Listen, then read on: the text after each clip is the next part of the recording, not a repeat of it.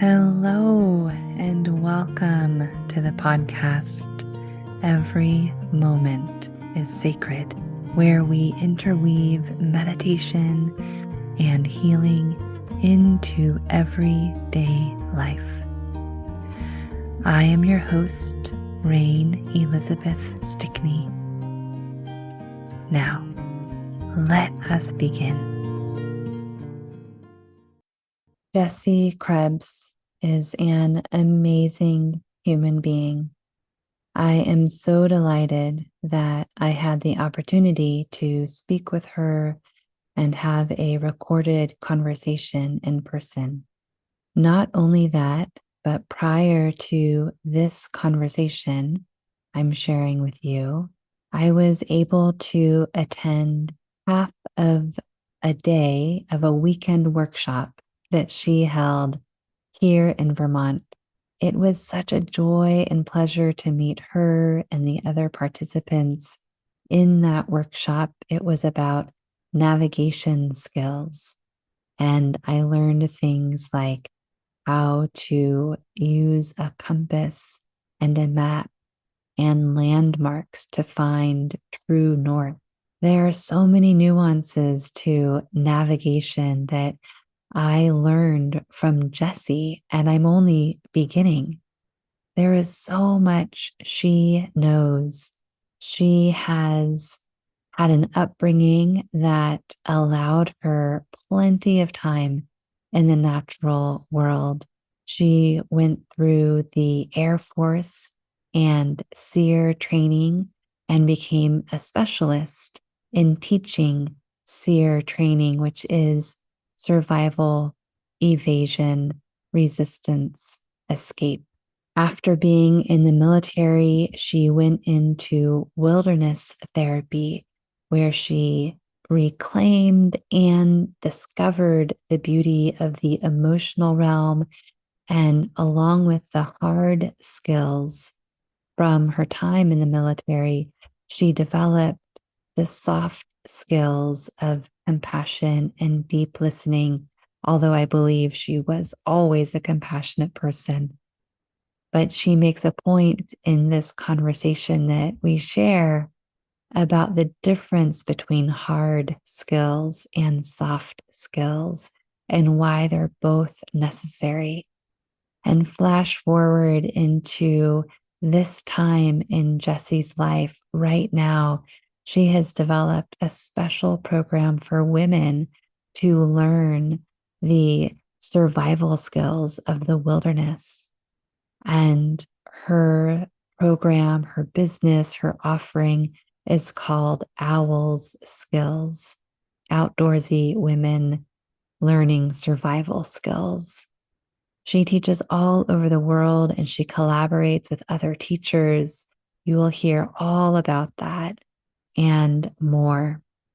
I love Jessie so much, and I am so grateful that she has shared so much with me that I get to in turn share with you.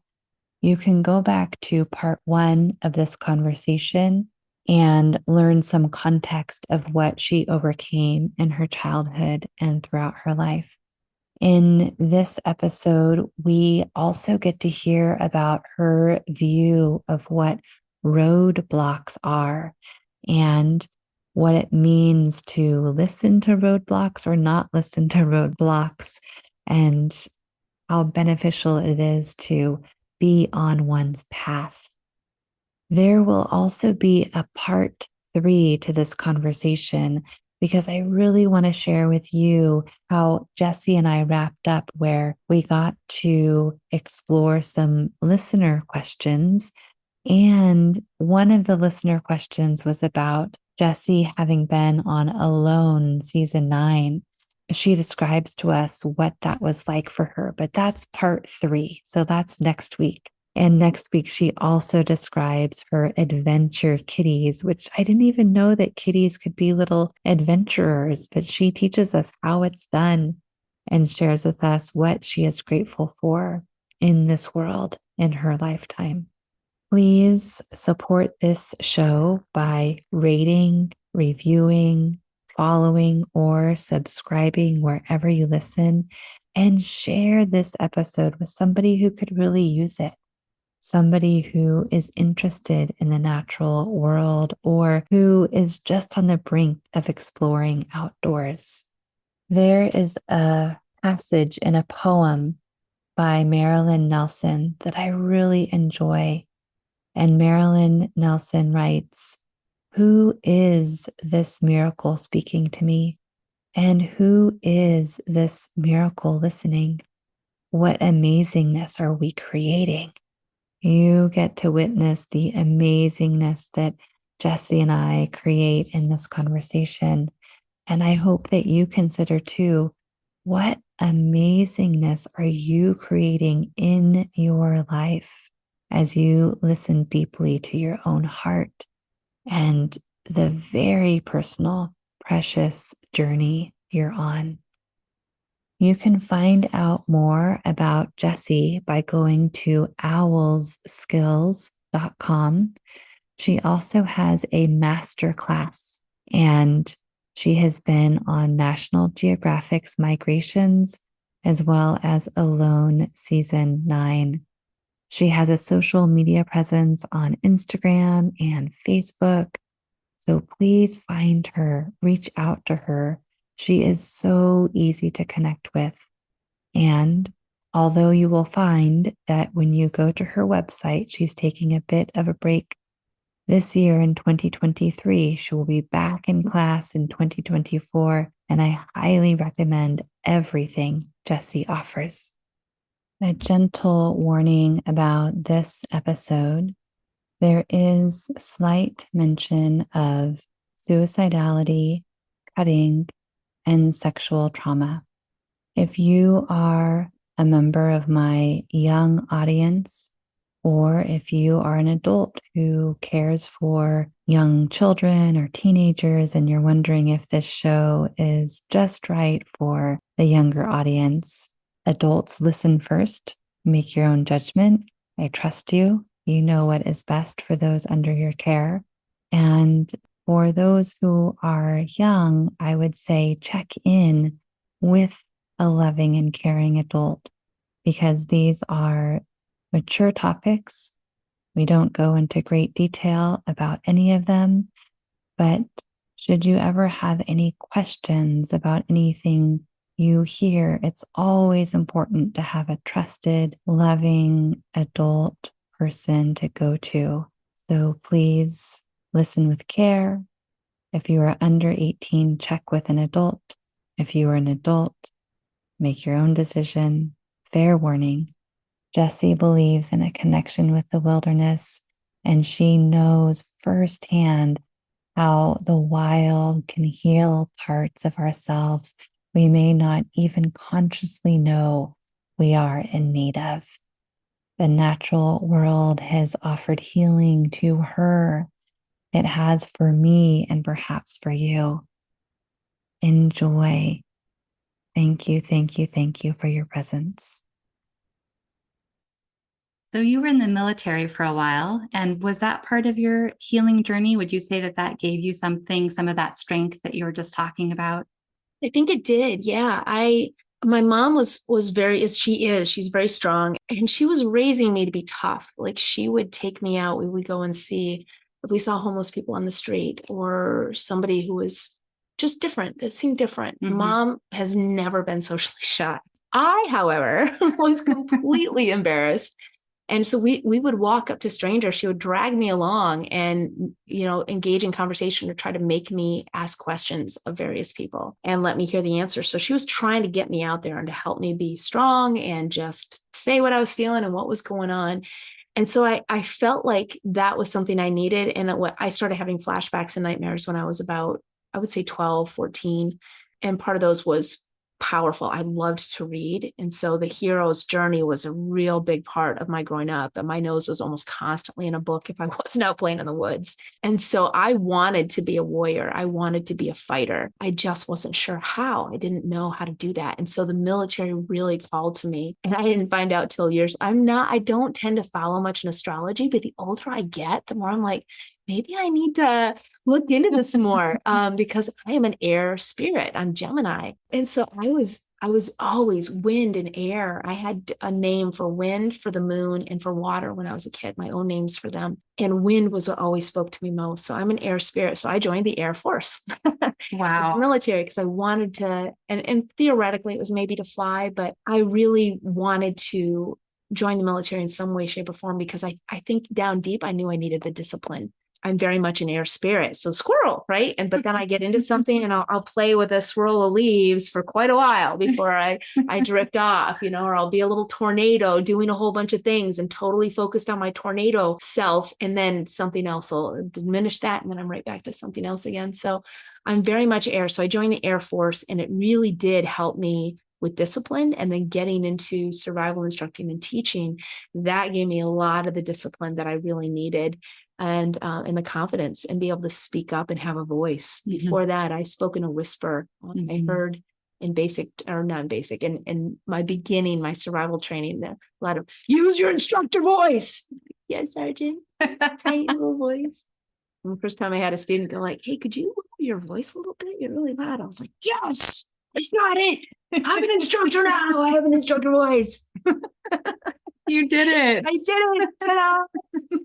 And how did that feel in your body to go from soft voice, Jessie, to instructor voice, Jessie? I was drunk on power for a while. Mm-hmm. For about a decade, I'd say. Mm-hmm. I was drunk on power, and I think I was awful to be around. I think I was miserable. I am a way, way, way better instructor now than I was back then, because I could care less about the students. It was all about me making them into my puppets, basically, and trying to make them do what I wanted them to do. And if they weren't doing it well enough or fast enough, get them out of my way and I'm going to do it for you. So I was extremely disempowering. I was awful as an instructor. And so it's like I went from one extreme crossed over the middle right to the other. And for a decade or even a little longer, that's who I was. And then I found, the universe guided me to wilderness therapy. And for about a year in wilderness therapy, I would have students and staff telling me, you're a control freak. I'm like, what? No, I'm not. I'm just being helpful, right? It was awful. Someone would put up a tarp for the rain or the weather, and I would walk 5 steps behind them, undo the knots that they had done, and put up my own knots. What can be more disempowering, right? You try to make a meal, do anything, and somebody basically throws it off in the garbage and remakes it, right? I was awful. I was absolutely terrible. And in my mind, I was simply being helpful. I'm just going to help you. You don't know the good knots. Therefore, I'm going to do. Oh, it was awful, right? And it literally took a year and a half of various students and staff telling me in many different, I thought for a while there had to be a conspiracy going on, right? It was all about me. The narcissism, I was miserable. And so finally, it started to connect, and I started to really understand what they were saying and what value. I mean, it was insanely valuable to me. And that was just one of dozens of lessons I got working in wilderness therapy that started to work on the healing, the internal healing, so that I could then start being empowering and start helping others to heal. So it was just a complete 180-degree shift in my life, working in wilderness therapy. How did you get from the Air Force to wilderness therapy? Yeah, I get it. I get it was the universe. Yeah. What did the universe do for you? It was a winding road. I met a guy, I fell in love. And so got married, and I still had a year left in the military. He was a vehicle maintenance guy and worked at SERE school, and he got sent to Italy, to Evasion, and we got married. He had proposed to me twice, and I'd said no both times. And I loved him. And at the same time, I'm not sure we would have gotten married if he hadn't gotten sent to Italy. I really wanted to get back to Europe. I'd gone when I was 12. And so he got the orders basically to Italy, and I proposed to him. And I think looking back on it, I knew I loved him, but I also really wanted to get out. Again, it was me running away and wanting to escape. And so I joined him in Italy for 2 more years. And then he was stationed in Germany for 3 years. And I started working in outdoor recreation for the military, MWR. And then I came back to the States, and he was next stationed in Jersey, and we were only in Jersey for a short time, and we started having rough patches before we even left Germany. But so we were married about 7 years and then divorced. And I was in Jersey at the time and had started working in ropes course, challenge course kind of stuff. And I love that. it's really good stuff. And I started working towards a bachelor's in educational psych. So both of those journeys, Mom made it clear I was going to college. So some of it was Mom, some of it was my desire for travel and just moving and running away and ending up in Jersey. And then after we divorced, I ended up living on a guy's property, just in a tarp shelter, basically out on the property, and going to college. And then met a couple of other guys along the way. And I would have long-term relationships, but they were never real healthy. And I couldn't figure out what was going on, like why my relationships were failing. Looking back, it was pretty obvious. I'd healed. I'd basically been able to put on a different mask, a different persona, but I wasn't what I would call human yet. I was still totally blocked off from emotion. I would not allow anybody to really connect with me. So it was pretty obvious what was going on later. But I met one guy who we ended up moving out to Colorado. And I'm like, okay, I've been working in challenge course, ropes course stuff, which is more emotional. And I've got my bachelor's in educational psych now, and I'm a survival expert. I've been in the military and I'm really good at keeping people alive. And I'm like, I don't want to do just one or the other. I kind of want a mix of that. And he's like, oh, he'd worked on Thompson Island for Outward Bound. He's like, oh, you want wilderness therapy? And I'm like, what's wilderness therapy? Right. And I was in my early 30s, and I was working as a teacher, like a fill-in teacher for the end of the year in Chinle on the Navajo reservation, which was really interesting place to be as well. Right. And I hated high school. So watching other people have to go through high school, and especially in that environment, was really hard. So I jumped at the chance to start working in wilderness therapy, and that was the journey. So it was like Europe and back to Jersey, and then Colorado, and then Utah, and getting out in the woods. So it was a long and winding road. Funny how the universe works that way, right? Yes. And I noticed that you listened. So not only was the universe leading you, but I get the sense that you were picking up the signs. Yeah. And it wasn't conscious at all. I wasn't intending to do that. I liken myself to being very much an animal back then, which is not a bad thing, right? To me, that's a very good thing. Animals do. They just, where's the path? What do I feel like doing now? It's very hedonistic, and it's just following the signs of where, oh, that something spooked me there. I'm going to dodge away from that and go this direction. And so I'd run away from things that weren't uncomfortable and run into other things that felt more comfortable.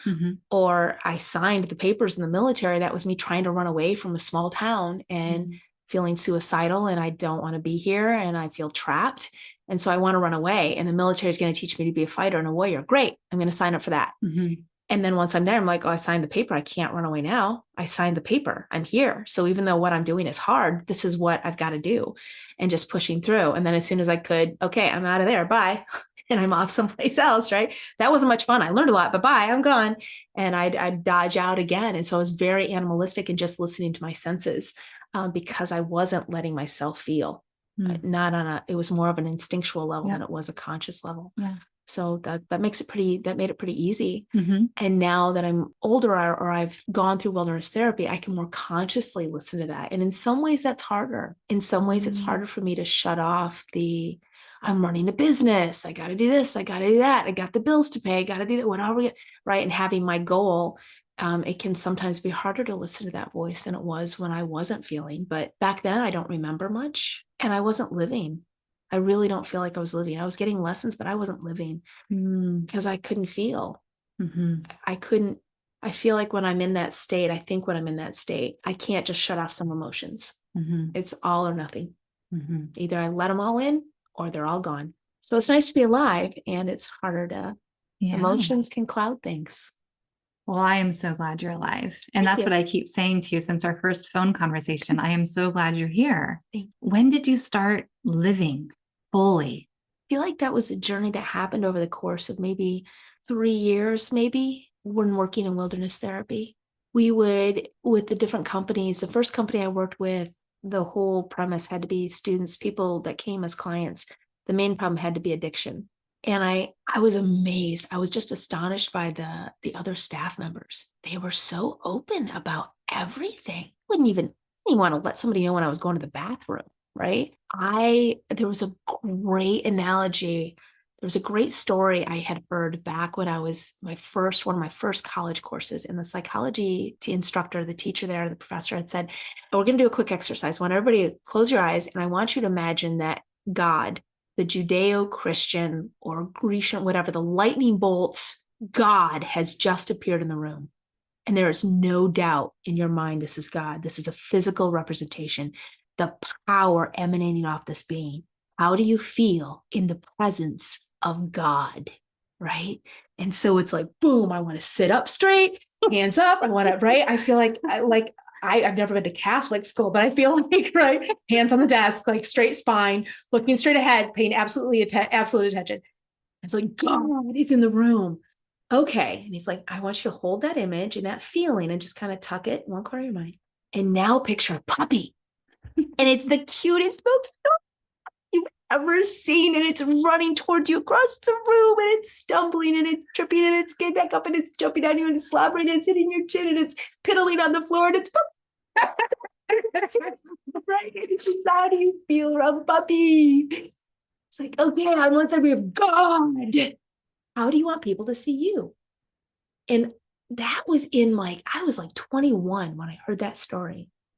And it stuck with me because there was something about that story, but I couldn't feel anything, right? And I just didn't get it. I didn't understand what that story was trying to teach me.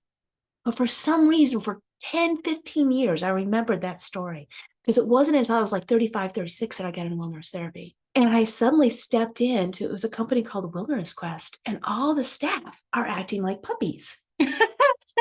And I am looking around myself in bewilderment, because I've been in the military where everybody's being God. We literally said our student sees as God. When you go out into the wilderness, you are God. This is your world, right? Literally. And then I get to a place where everybody's puppies. And I'm like, what right now? It's just completely bewildered. And I would stare at, I'm sure the staff members said I was an absolute weirdo, because I would just look at them like the dog with my head sideways, like, what is going on right now?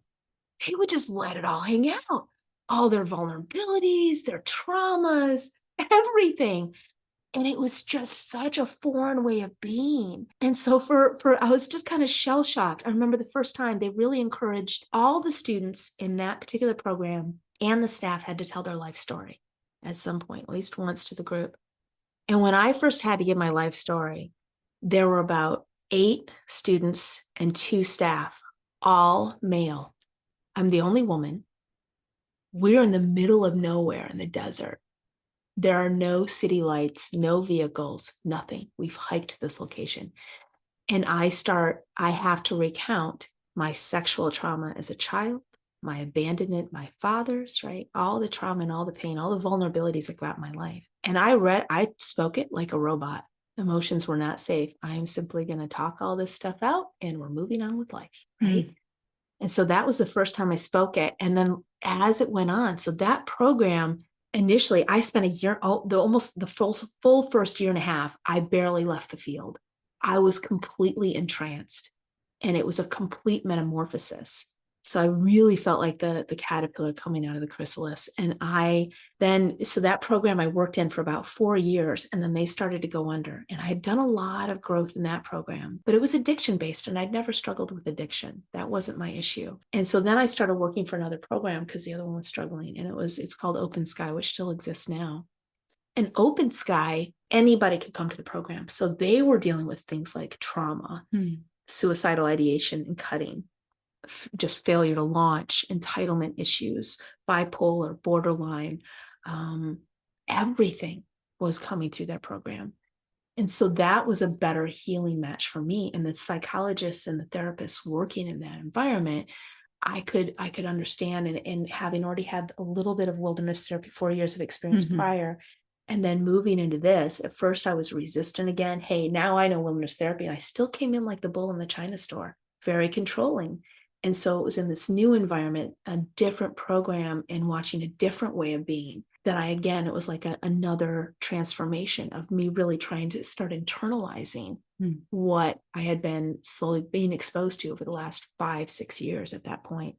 And so that core, I think when I really transitioned over and after I'd been at Open Sky for about a year, I think the transformation really started right about there. Because up until then, I'd still been a robot. Mm-hmm. And so after about a year and a half at Open Sky, Mm-hmm. that's when the journey really happened. And for that next like 3 years, I'd say, I really started to be able to do the internal healing and get the bulk of it done.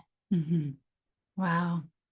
A heck of a roller coaster ride, isn't it? Yes. This thing called life. Yes.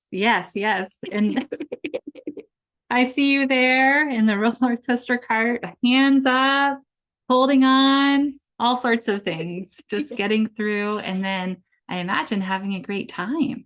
It's hard for me to remember a lot of the time back before wilderness therapy, before that transition period.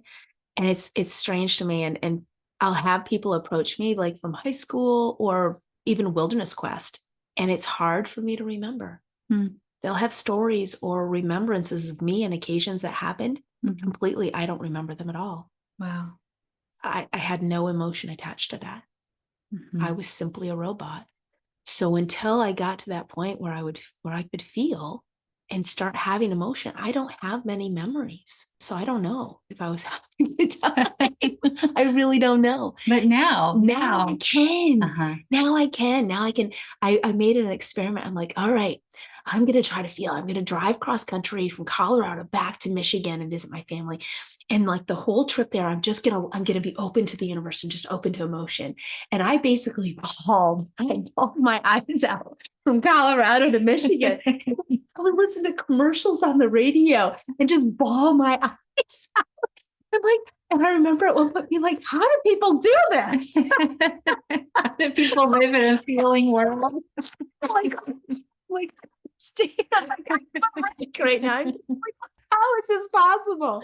So it's been a bit of a journey of being able to ride those ups and downs and being okay with, the sobbing and the crying. But then with that comes unbelievable magical moments of I can feel and I can connect. And I feel like I'm really connected to another human being and I'm connected to higher power and being able to feel all those positives too, which just didn't exist. None of that existed when I was in what I would call robot mode. Well, Jessie, this is one place where we're opposite from each other. Really? And that is that I am a big feeler. I was often feeling. I had so many emotions all throughout my life. And then my journey had so much to do with learning how to zip up and keep the feelings close and live an honest feeling life, but they need not be everywhere all of the time. Yeah, that makes sense. Yeah. Wow. Similar journeys. And that's the uniqueness that each of us has and can bring to different people. There would be people in wilderness therapy like that too, where some I could connect to because they'd done what I did. They became robots and they weren't feeling and they were struggling because of that. So I could relate to them very well. And then there were other students I couldn't connect with, and other staff would come in and be able to mesh with them. And that whole thing, the universe is working. I saw that most clearly in wilderness therapy. And it was beautiful because I'd left that journey. I'd felt so spiritually connected when I was a kid. And I would tell my troubles to the wind, to the water, to the moon. And I felt like they were my friends and they listened and responded to me. And I still feel that way. But for a long time, I shut that out. And then I came back around to it. But it was amazing in wilderness therapy watching different students come in, clients that would come in that were just meant to be. And sometimes they'd hate each other initially. Hated each other's guts. And that would go on for a few weeks sometimes. Then something would shift and click and they were able to be open and vulnerable with each other. And then boom, this incredible connection and all this, the fireworks go off and like, wow, I just understood something so critical and crucial to who I am and how I operate and how I deal in the world and how I deal with conflict. And then you'd have other people that, you'd have somebody who's 6'3". I remember one amazing human. He's 6'3", he's carrot top, freckles, pale skin, has to put lots of cream on or he'll burn. And he was raised in Mexico. So he speaks with a Mexican accent, right? And at the same time, like a week after he is there or something, this woman comes in who's 22, right? This guy was like 19 or something. In comes this woman who's 22. She's like 4'8". Her intelligence is through the roof. her IQ test is genius level. Parents, meh, right? Average. So she's very short. She's been picked on her entire life, incredibly intelligent, dealing with cutting issues and things, and all, right? Suicidal, like constantly being picked on. And these two, right? You look at them, completely disparate individuals, can create an immediate bond.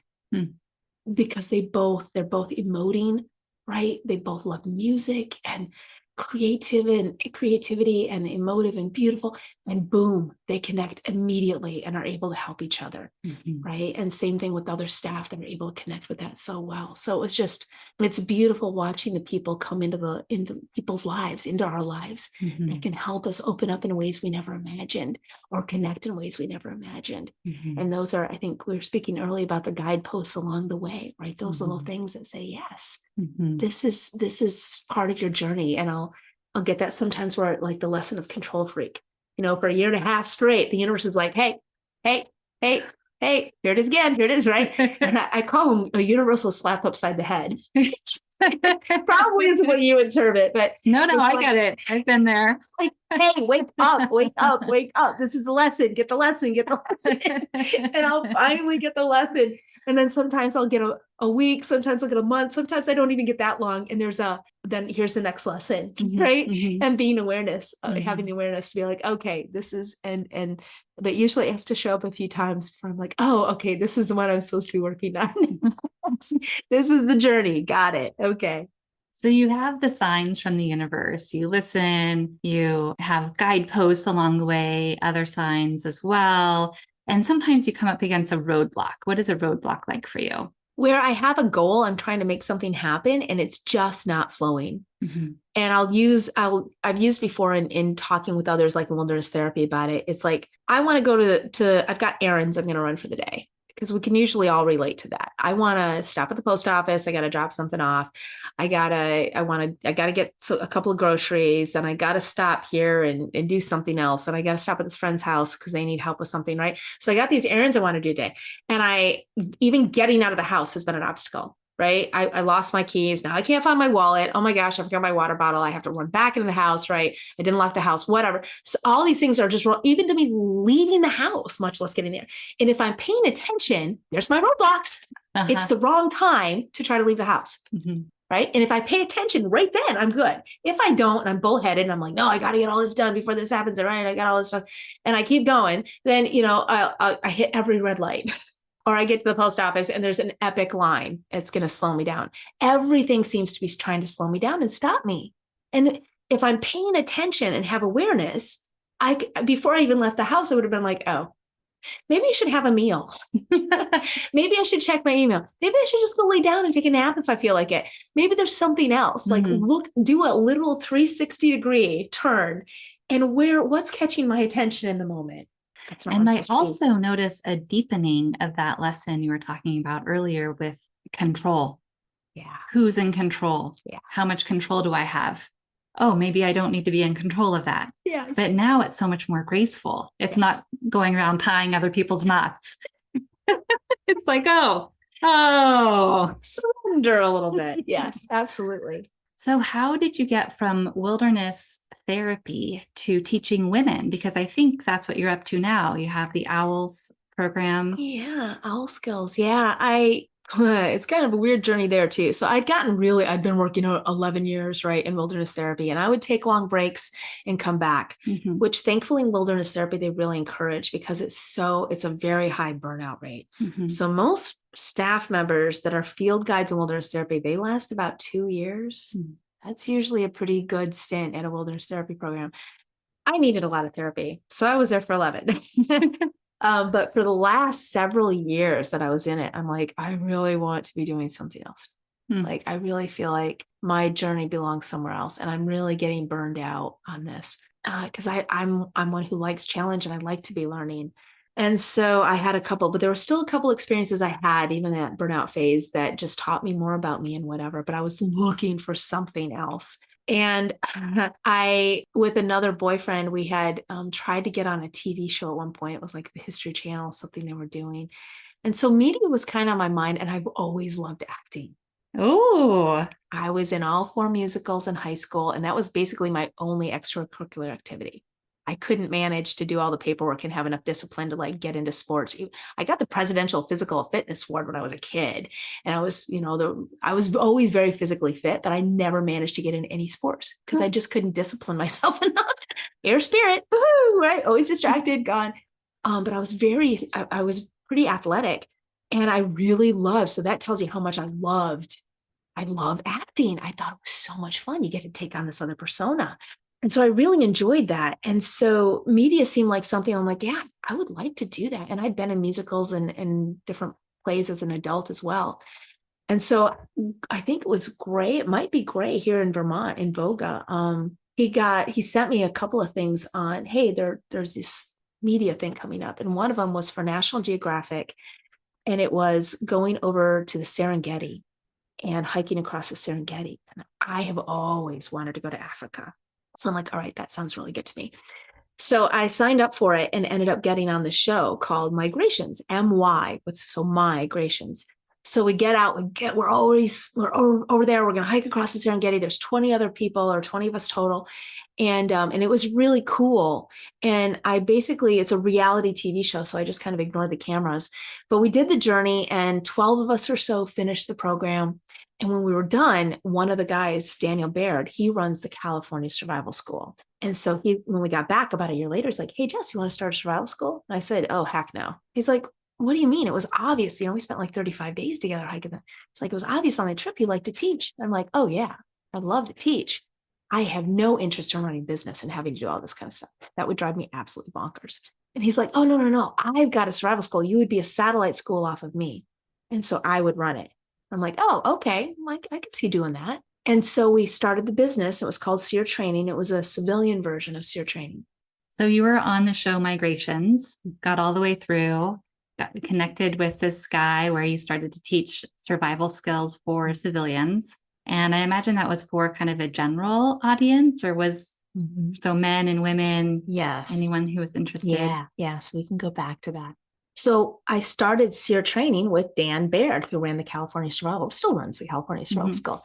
And I quickly learned from the first class, I was like, okay, a bunch of men are coming to this. And part of it was because it looked very militaristic. I didn't have a lot of say in like how the thing looked, right? So it was, it was an eagle holding barbed wire and stuff as our logo, and it's black, red, and white, and it's SERE Training, survival, evasion, resistance, escape. It's all the military stuff. So it's drawing kind of that crowd. And I very quickly realized, I'm like, ugh, I've been 11 years in wilderness therapy now. This is not me by any stretch of the imagination.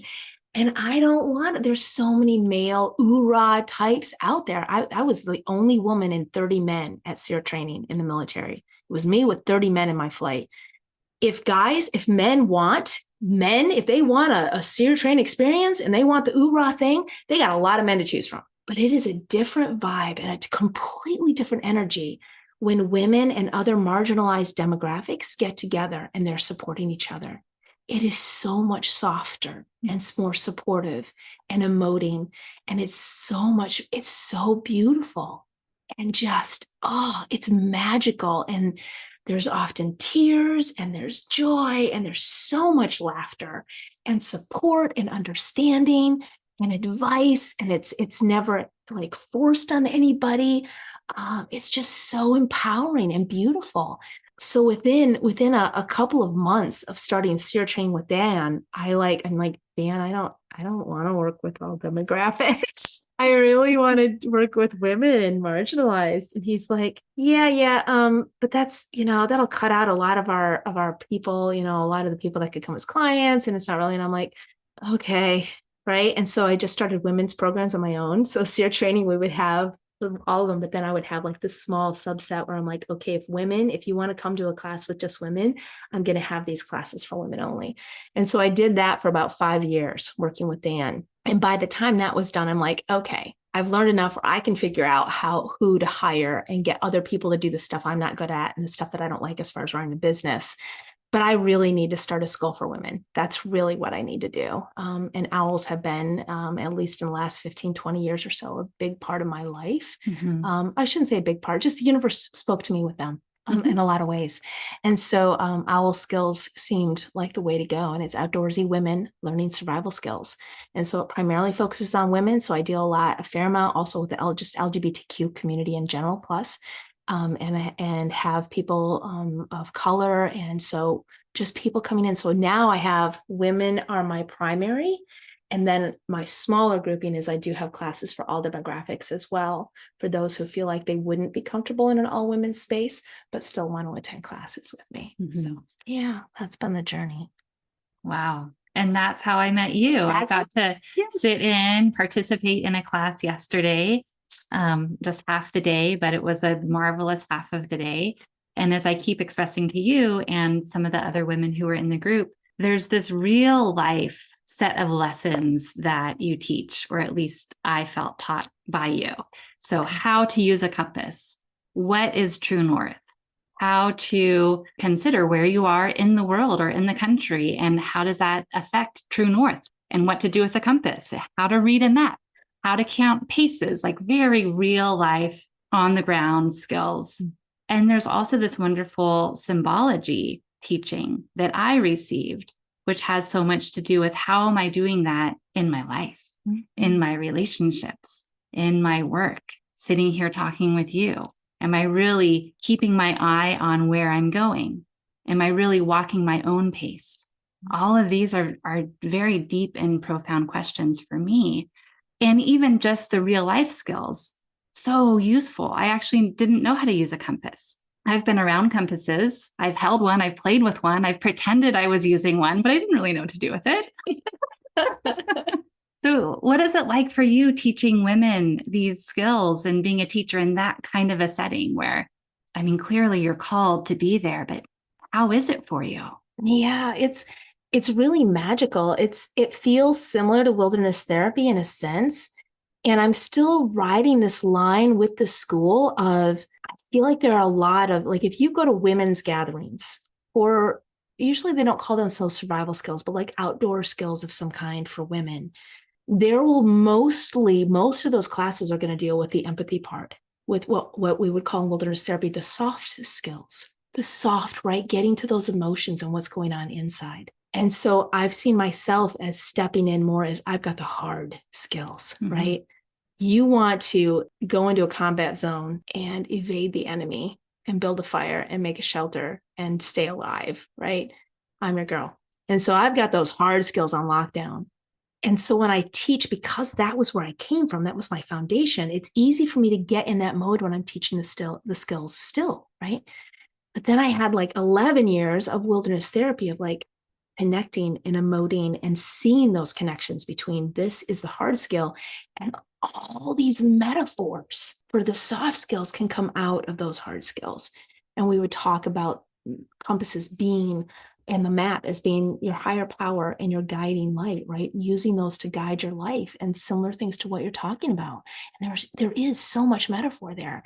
And inevitably in my classes now, this weekend, we had probably a couple of hours worth of talking about the softer parts of what's it like being a woman in this culture and being out in the woods on the trail and having men around or passing someone, and that feeling of not being safe, and how can I hold myself, and what lessons can I learn, and how can I draw on things to know what to do so I can feel more empowered and stronger in my life. And I feel like that is, can you imagine what the world would be like if all of us who have been traumatized and have felt beaten and fearful in our life, if we could step into our power and really feel empowered to change things, to really draw on all of each of ours incredible creativity and knowledge and experience, and not feel put down or afraid to speak it and to share it. If we could really do that, all of us, how transformative that would be. And so being able to be a part of that, and I don't think I slowed down to think about that. So thank you for this, to think about that enough of I will say, like, I can draw women in by saying, I'm going to teach you hard skills. I'm going to teach you how to use that compass and how to feel safe on the trail and how to know what to do in an emergency. But they get here, and really what I'm trying to give them is that empowerment, is to help them feel confident and strong.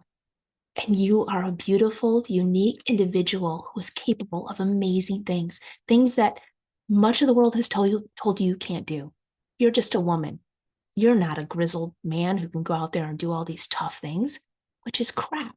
That's not true in the slightest, right? We see so many powerful women around us all the time. I was raised by so many amazing, strong, powerful women. I have a great aunt who came out as lesbian after a marriage and adopting kids and whatever. She's beautiful and amazing, and her relationship was fantastic. And I've had women who raised several children, right? I've seen my sisters raising children, and not that the husband's not doing anything, but do not discount what that woman is doing and going without sleep, and struggling. And my mom, working a job and putting herself through college, getting a master's degree while raising me and trying to refurbish a house. I'm like, it's insane. Like, looking back, like how powerful some of these women are. And yet you get them around a man, right? Or in a boardroom or at a job somewhere, and they will completely fall in on themselves. Mm. So I want to show them that something that they didn't think was possible. And most of us were taught wilderness is not for us. You can't make a bow and drill fire. You don't know how to tie knots. You don't know how to put up a shelter. And show them, oh yeah? Oh yeah? Yes, you can. And it is beautiful, and again, in a way tragic, but beautiful, to give someone a set of knot ropes and show them how to tie a knot and have them do it successfully. And the beaming face. Holy crap, I did it. Wow, right? It's amazing. It's so beautiful. So I feel awesome now, right? Mm-hmm. And it's been a long and winding road, and O.W.L Skills is only about a year old right now, but it's been a beautiful road and a journey. And to be able to pull on all the experiences that I had to go through to get here, to be able then to give to students, and that they then can share with us, with everyone else, and show that they have value, that they're contributing to the group. And anybody, if one person like you, right, you came into the group, it changes the dynamic. Mm-hmm. You leave the group, it changes the dynamic. Each of us is so much more powerful than we realize. Mm-hmm. And that's a beautiful thing. And to be able to share that and let them know that you are powerful. Let's step into that power. Let's share it. It's going to be fantastic. Mm-hmm. And I'm loving seeing that journey in so many people. Mm-hmm. Yeah. Wow. It's so nice to see it a little bit from your eyes. Good. See, like, just step into that teaching spot that you get to be in, sharing your power and igniting that power of other women and other people, because I know that other people are included too. But absolutely, yeah. I got to be there with other women. Yeah, and they're phenomenal. Yeah, and eventually I would love to have women that want to teach as well. Mm-hmm. And initially they could do that under the O.W.L umbrella. So me teaching them to be instructors. Mm-hmm. And then them going out and teaching under my umbrella and liability, mm-hmm. and all that fun, mm-hmm. stuff. But mm-hmm. wherever they want to teach in the world, they can teach the skills. Mm-hmm. And then if they want to, if they're feeling called, they can start their own schools, right? Mm-hmm. Mm-hmm. Like I did it was my first speaking engagement for something called the Julie Valentine Center in North Carolina. And they are basically for traumatized anybody, right? Adults, children, mostly sexual abuse, but trauma. And they are doing phenomenal things, beautiful, amazing things. And I feel like it's horrible that it's necessary, but I feel like half the population of the planet has had some kind of sexual trauma and assault. And that if we could get a center like that within 100 miles of everyone on the planet, mm-hmm. wow, mm-hmm. right? It's amazing. I didn't get the healing, and I kind of stumbled into it over the course of my life, into my 40s. Mm-hmm. They had a woman speaker there just before I did, 17 years old, trauma, just 2 years before, right? A rape. Mm. And 2 years later, she's still in high school. She's able to get up on a stage in front of 900 people and talk about that. Wow. There's no way at 19 I could have done that, right? And that speaks to the power of that healing process. And when you get a team, and there's a few men that work at the Julie Valentine, it's almost all women, right? And not that sexual assault, of course it happens to men too, and sexual trauma, that kind of a center and that kind of empowerment. And when we really, again, heal those people, all of us, wow, what we can accomplish. Mm-hmm. And so I see that with OWL skills as well, as like empower women to get out there and start more schools. We're not going to have too many of them, not in my lifetime, for sure. Mm-hmm. And so the more women we can have out there empowering other women Mm-hmm. and marginalized demographics and allies of all of us, empowering each other and helping lift each other up and heal. Here we go. Woohoo! Right? Imagine the world. It'll be phenomenal. Amazing. Such a transformation. Yeah, the work you're doing is making such a difference already. And I love the vision. Likewise, I'm sure. Likewise, right? Sharing this, sharing what you're doing and your healing and your journey and finding others to help people do that all over the planet. That's beautiful. That's right. Yeah, I want people to know that healing is available and that it happens in everyday life. That it can happen in a therapy office. It can happen in fancy institutions, and it happens in everyday life. It happens in the woods. It happens on a couch. It happens all over. It happens. Healing happens. Sure does. It's beautiful. And when we learn to look for it and recognize it and be able to attune to those healing moments that are just gifted to us, just like you're saying, imagine if more and more people took those healing moments and embodied them. We'll get there. We're getting there. We're on the journey. We're on the journey, folks. Stay tuned next week to hear all about Jessie's experience on Alone Season 9, her gratitude for what she is thankful for in this world and in this life. You'll get to hear some answers to listener questions. But there's one more thing that is so sweet and thrilling to share. Jessie's words, Jessie's names for the wind, the water, and the moon. Come on back next Thursday for the conclusion of this 3-part conversation. It's such a joy and honor to share with you. And if you're listening on Spotify, there are questions and polls at the end of every episode that you can respond to.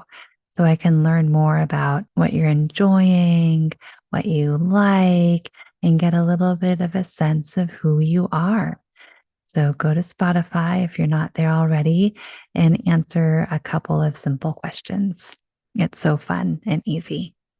Thanks for being here. Thanks for being on this journey. Thank you for your life. Thank you for being alive.